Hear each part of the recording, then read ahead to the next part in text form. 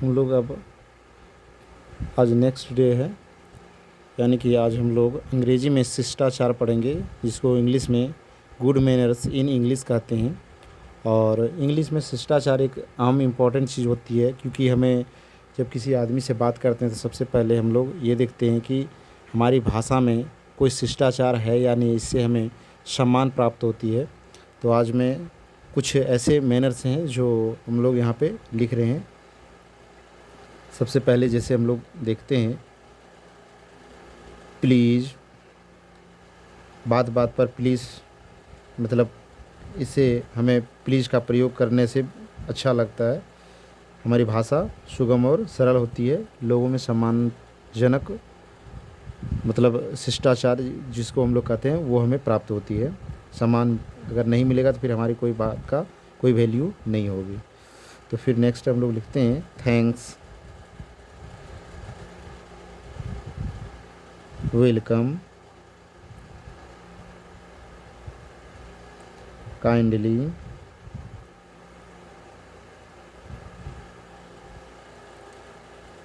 Allow me, after me, sorry after you,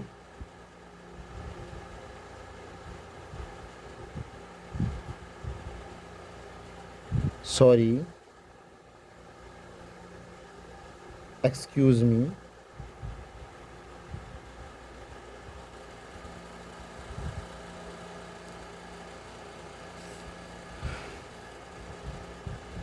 फिर है pardon,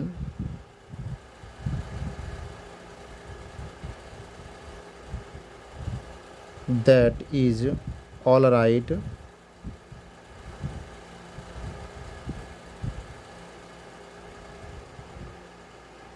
it's my pleasure.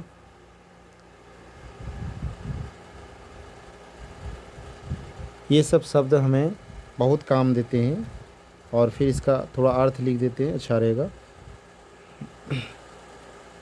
कुछ ऐसे अर्थ हैं जो आने पर शब्द पर हम लोग देखेंगे, लेकिन इसका उच्चारण होना ज़रूरी होता है। अभी उच्चारण में लिख दे रहा हूँ, please, thank, welcome, kindly,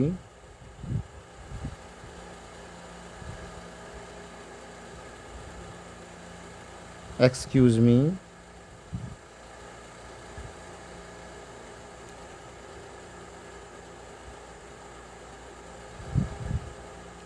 excuse me, sorry,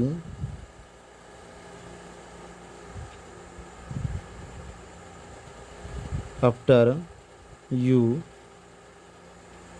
allow me,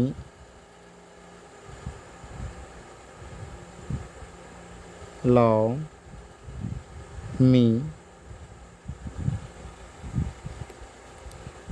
pardon, that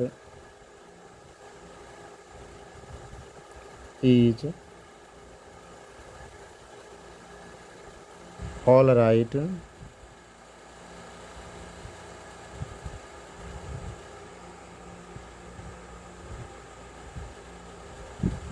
it's my pleaser.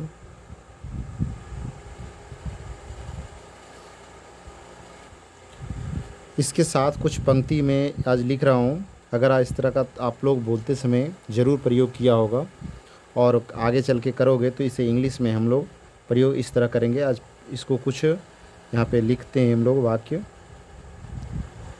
सम, इसको पॉलिटी बोलते हैं, सम पॉलिट फ्रेज,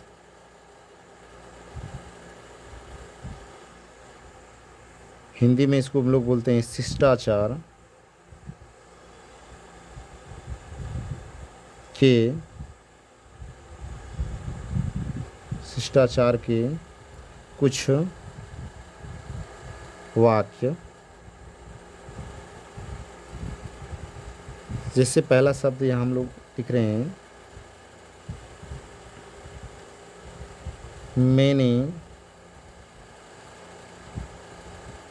मिलने का समय दिया था, परंतु मैं आ नहीं सका।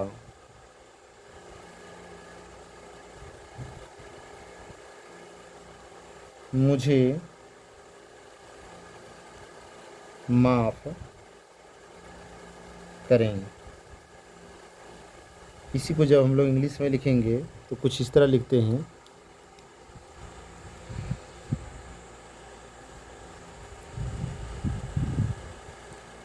I am sorry, I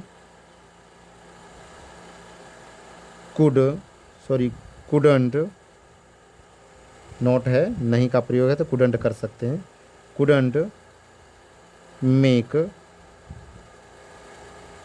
it that day.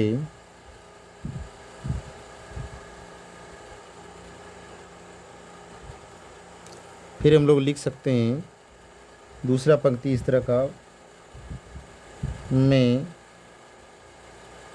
ठीक समय पर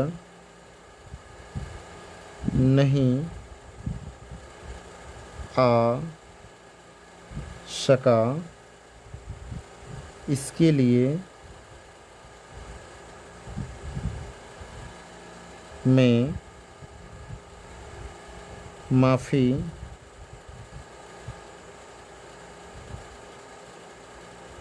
मांगता हूँ। यहाँ पे हम लोग इसको इस तरह लिख सकते हैं, I am sorry, I couldn't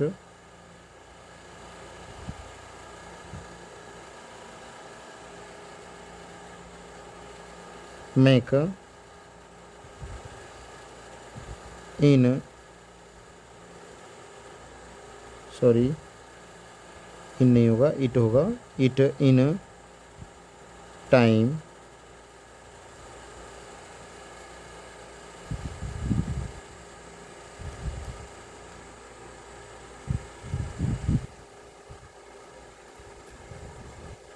हम लोग अगला फिर इस तरह का कुछ कर सकते हैं, जैसे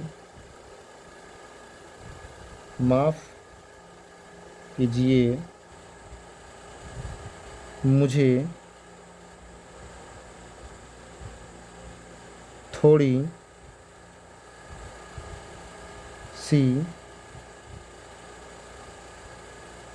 देर हो गई। फिर अगला पंक्ति ऐसे होगा, हम लोग बोलते हैं, मेरी ओर से माफ़ी मांग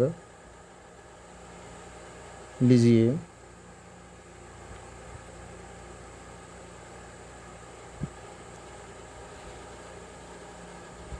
ऐसा गलती से हो गया, माफ़ कीजिए। सभी का इंग्लिश कुछ इस तरह होगा, I am sorry, I got, ये लिटिल लेट,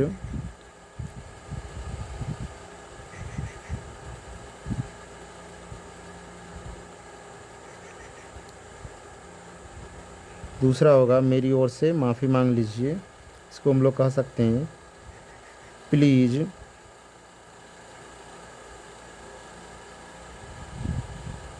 कॉन्वे माय अपलोजीज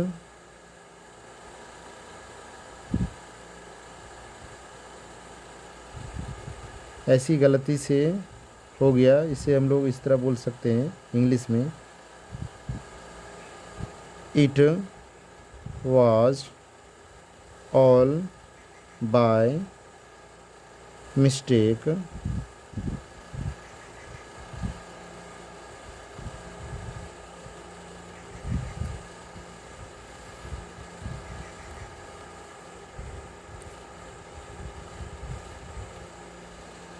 फिर कुछ अगले पंक्ति ऐसे हम लोग कह सकते हैं, ऐसे हम लोग बोलते समय बोलते हैं मुझे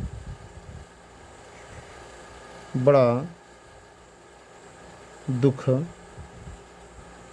है। मैं, यानी कि ऐसे फिर बोलते हैं माफ़ करें, मैंने आपके काम में बाधा डाली। ऐसा तब बोलते हैं जैसे कोई आदमी, दो आदमी गप कर रहे हैं या कोई काम कर रहे हैं, मैंने मुझे कुछ काम है उनसे, हम उनके पास जाएंगे और वो उससे बोलेंगे कि सर मुझे कुछ काम है, तो उसको हम लोग इंग्लिश में, और जब काम हो जाएगी तो फिर उनको उनसे हमें ऐसी बात कहने से अच्छी लगती है कि माफ़ करें मैंने आपके काम में बाधा डाली। तो इस आधार पर फिर इसी को जब हम लोग इंग्लिश में कुछ ऐसे बोलेंगे, जैसे कुछ पंक्ति है मुझे बड़ा दुख है, इसको हम लोग बोलेंगे आई एम वेरी सॉरी। फिर लिखेंगे इसका, इस तरह बोलेंगे sorry to have disturb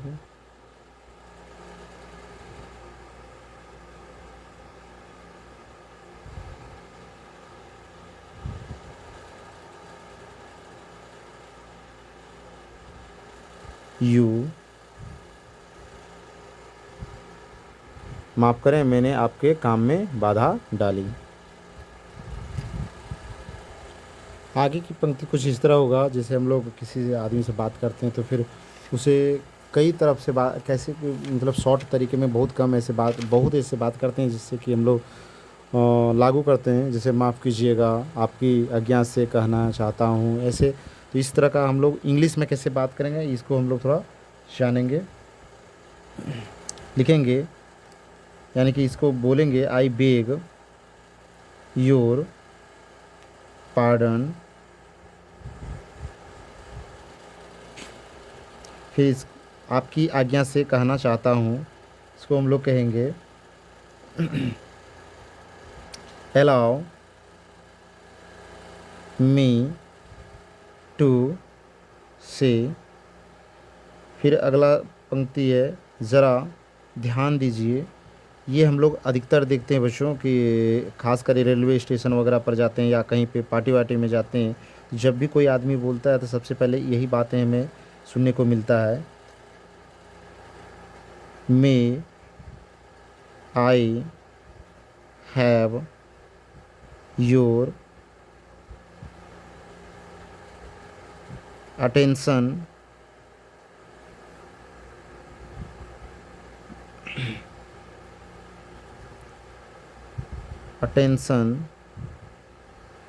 please. ज़रा मुझे बोलने दें, ज़रा मुझे बोलने दें, इसको हम लोग बोलते हैं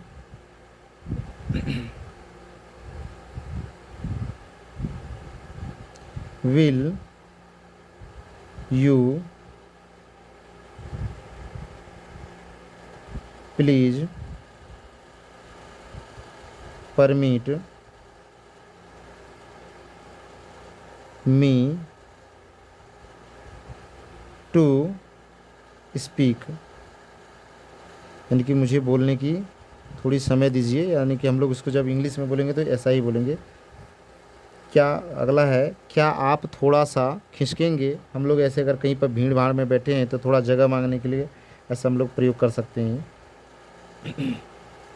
इसको हम लोग इंग्लिश में बोलेंगे, विल यू प्लीज़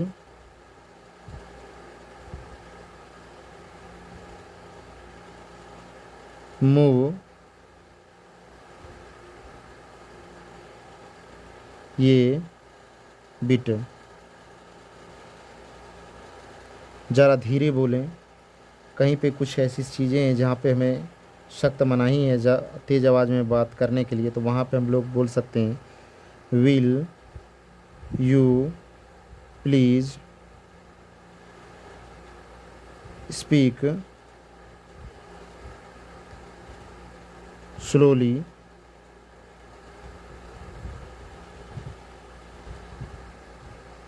जैसी आपकी मर्ज़ी। अगर कोई आदमी ऐसे बोलती है तो फिर हम लोग उसको कहते हैं जैसी आपकी मर्ज़ी। कुछ हम लोग उसको सलाह दिए और वो हमारी सलाह न मानने के बाद फिर हमें अगर ऐसी बातें होती है तो फिर हमें यहाँ पर ऐसे बोलते हैं, as you please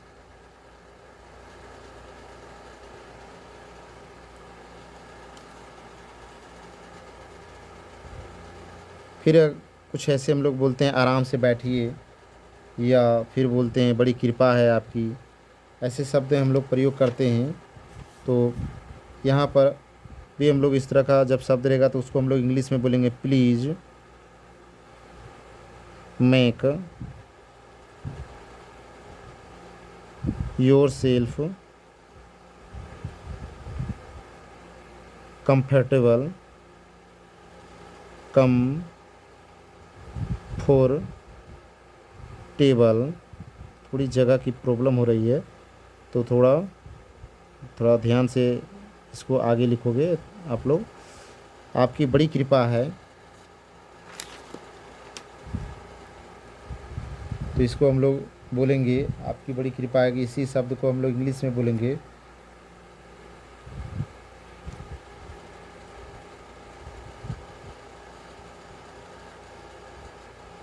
that's very kind for you of you, sorry हमने मिस्टेक किया।